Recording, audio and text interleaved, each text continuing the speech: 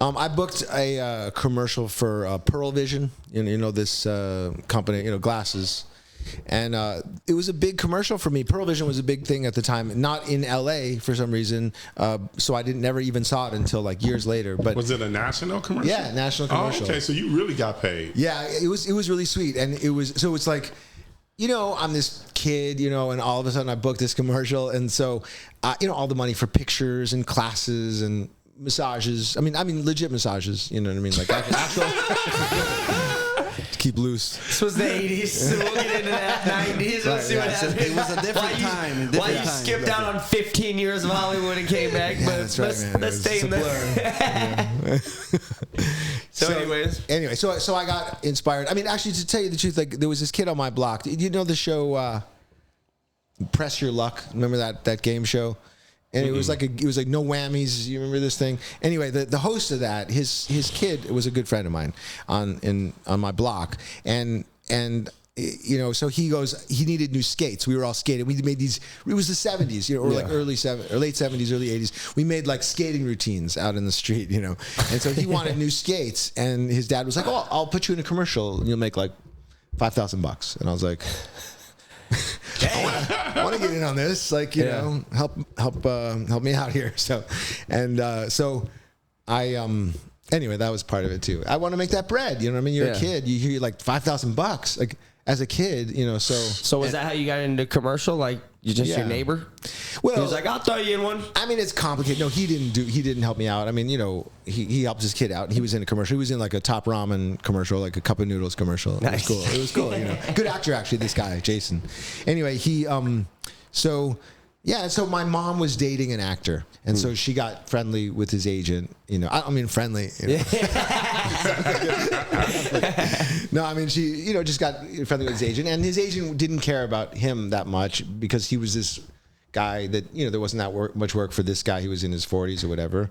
I mean, but I was a kid. I was 14, and at first she hated me. His agent. She was like, You look tired, It was all this stuff, Because I have like a droopy eye. I don't know if I still do, but my eyelid is kind of like not droopy, but like bedroom eyes or kind of thing. Is that what they call it? I don't know. They call it? That's a good positive spin for it. But so like people thought I was stoned a lot of time before I even did anything like that, and just kind of like because I would do that. So she was like, he looks like he's sleeping, But then it worked out for you because then you got into horror films. Yeah, so it's like the commercial was good, and then I got a real agent, a theatrical agent, and I did, Yeah, what was the first movie you did?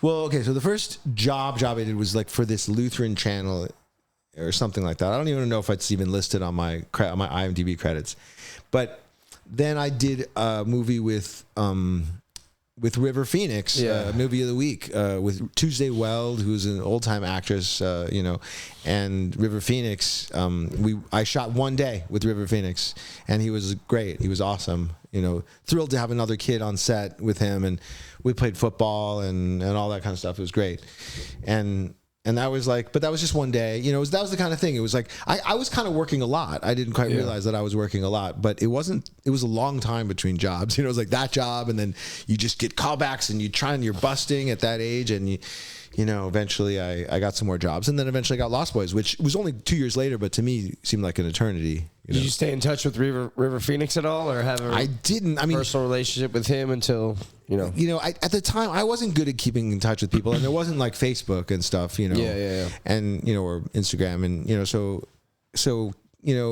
I would have loved to keep in touch with him. I when he died, I was like, I mean, it's sad, of course, for all sorts of reasons, but I was like, I kind of thought that one day we would make like a cool team, because also if you look at, there's clips of that movie on the internet, and he and I were cool together. I thought I was this sort of like tough kid, like I had like this jet black hair, and I was smoking a cigarette and being all tough, and he was a little better. He was a little cooler, to his mom and stuff.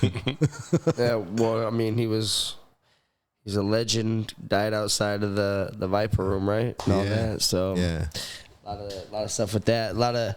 Did you get into any I mean, you're basically with all these childhood 90s stars that went through a whole bunch of shit. Basically, did you get into any of that while you were out there? Like, what kind of Hollywood stories you got, or were you saved from all that, or like, because tell us about your drug problem. No, you get your drugs, right? Okay, so the thing is this: like, I was just kind of a good kid, you know. When I went into this, I was a good student. You know, I was like even a 4.0 student, I think, when I started.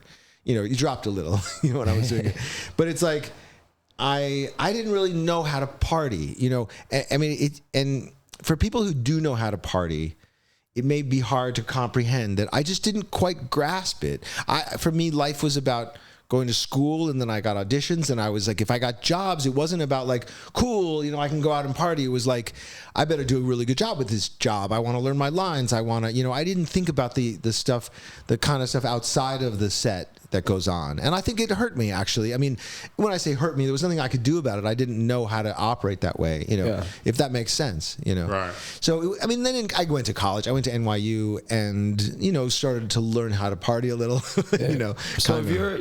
I mean, you had that movie. Then you were in a movie with the young Jason Bateman, right?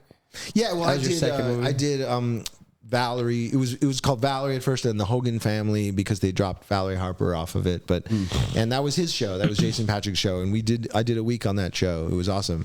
He was on a Danny Ponce. I don't know if you remember who he is, and you know, these are kids from the '80s.